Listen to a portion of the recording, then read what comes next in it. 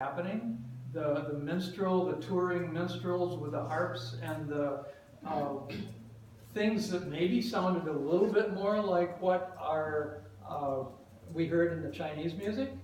There was that in hurdy-gurdies. It was there.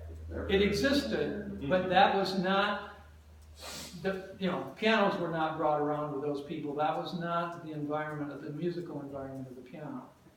Let's just give ourselves a listen here to catch the piano. Oh.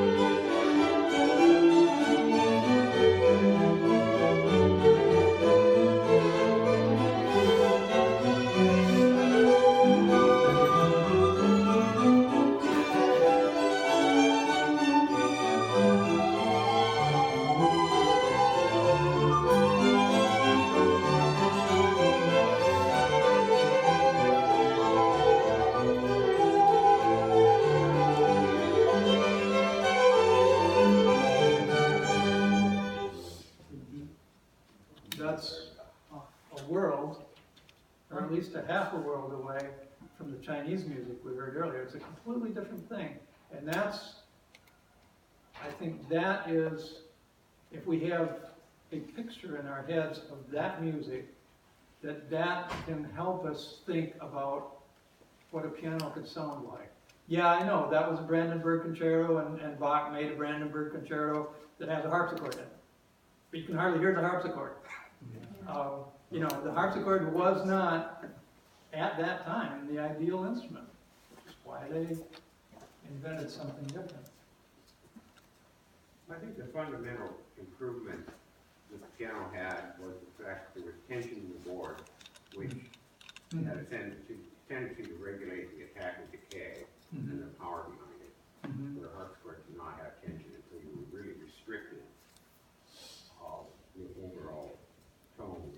Right, when you're generating tone by plucking it, you're going to get a certain kind of coloration, and you can't, and we're going to talk about Heaven Strike, just a minute. But who was that?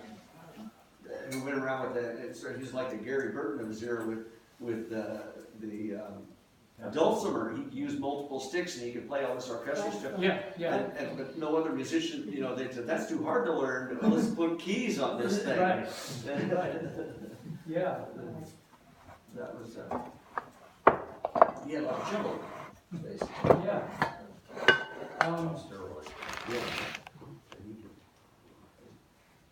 Okay, we're going to go into some A-B tracks now, where we're hearing the same thing on different instruments. First thing we're going to hear is a string instrument. I think it's a cello. But anyway, we're going to hear the same piece played on two different cellos, both by competent performers. But let's talk about what we hear. So what I'm going to be doing, I'm going to play one track and then the second track. I'll just go directly from one to the second, and then we'll stop and have a little bit of conversation and move on.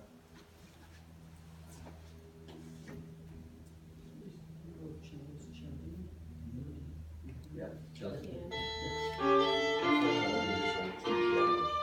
Yeah. That's a violin. I can tell.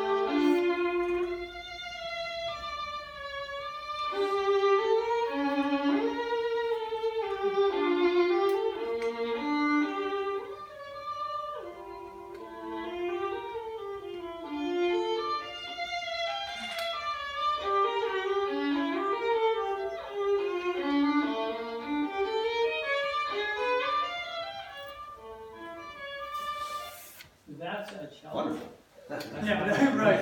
Okay. Miniature cello, yeah, I lost track of where I was on these tracks.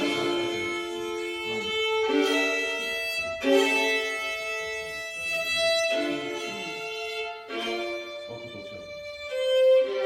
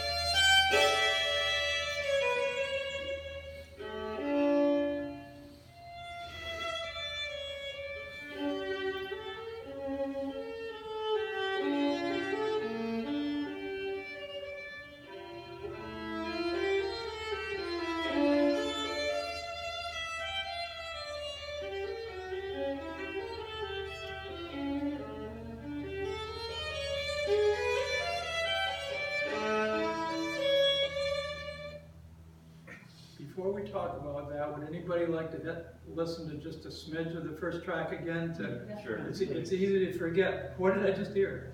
So this is the first track.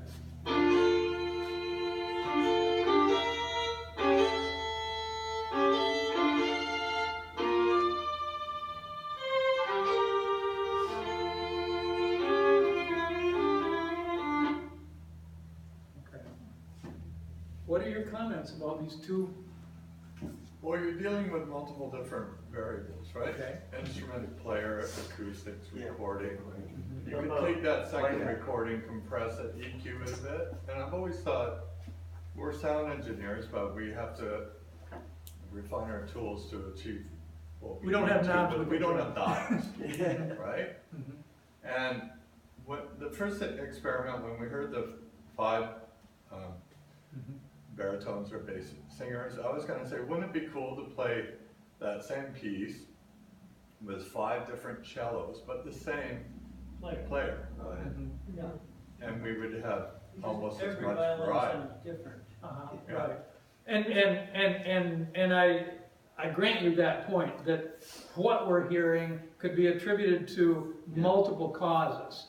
But let's The second- just set that aside for a moment and just talk about, okay, what What do we are the hear here differences? now? What is it The that palette, here and yeah. now, the stuff that came out of the speakers, how did it hit you? Why do you like Like that the one? second- The second, Second one was, he had or she, that player, a little more strident, scratchy, I mean, the bow sound There's a little more was scratchiness? more Yeah. prominent. but towards the end it was smoother.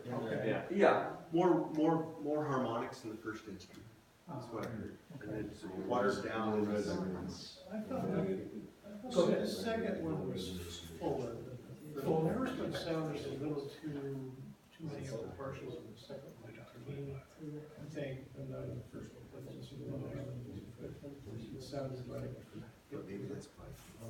A little fuller, a Can little more you repeat what you fundamental? said? Did you have The words that I would Which use. one? the first one?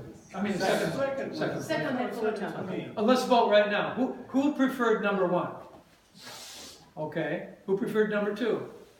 Okay, this has been real educational to me, because I have an opinion, but when I've been doing this, taste is an individual thing, and that's important for us to realize, if you raised your hand and look around at the people that didn't, and okay, people hear things differently, or maybe you all heard it the same, but certain qualities maybe are more important to one individual than another.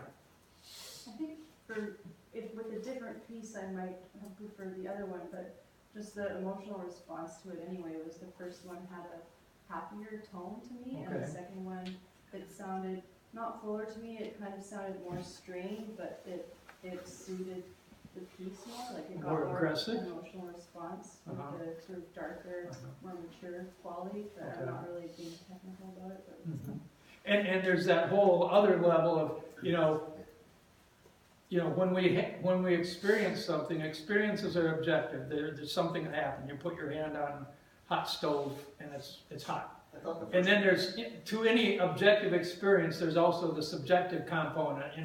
You liked it, you didn't like it. And that's another thing that we're talking about. Your responses to it, how did it make you feel? And, well, that's part of the equation too. But I think we need to be able to discriminate between those and say, this is what I heard, and it sounded this, this, and that, and this is how it made me feel. And to be aware of both of those things. I'm sorry. The word that I would use to describe the second violin would be false. False? Did you- False. So Okay. like when a violinist has a string that goes false, Oh, okay. they replace the string. Uh-huh. So it just sounded like a low quality violin with really good after effects in the recording. So they added a lot of resonance. Okay, and both of these violins, by the way, are more expensive than any of us can afford. These are top quality violins and top quality performers, and I don't have with me or in my head which is who. But let me assure you that these tracks that we're going to be hearing now, we're going to be hearing names that you likely have heard of or could have heard of. I thought the first one, with it being a polyphonic piece, the way the instrument and the way they were utilizing it and how it was realized through the medium we're hearing, it was a discussion amongst equals of the voices. And that's why I Okay. preferred it. Well, let's move ahead here. Will we take a break at 10:30? Is that how we go? Yeah, okay. You're the boss. Well, I mean, Whatever we do, as you say. yeah, okay, well, We kind should of break like it in down. the format of an hour and a half, take a break, another hour and a half, and, yeah, so. Okay, I don't know what this is coming up, so I'll find out. But we're going to listen to the next pair. And I'll try to have the volume level up a little bit. The reason I turned the second track down was because the first track had been down, and so I've tried to make them equal. Okay, here goes, whatever it is.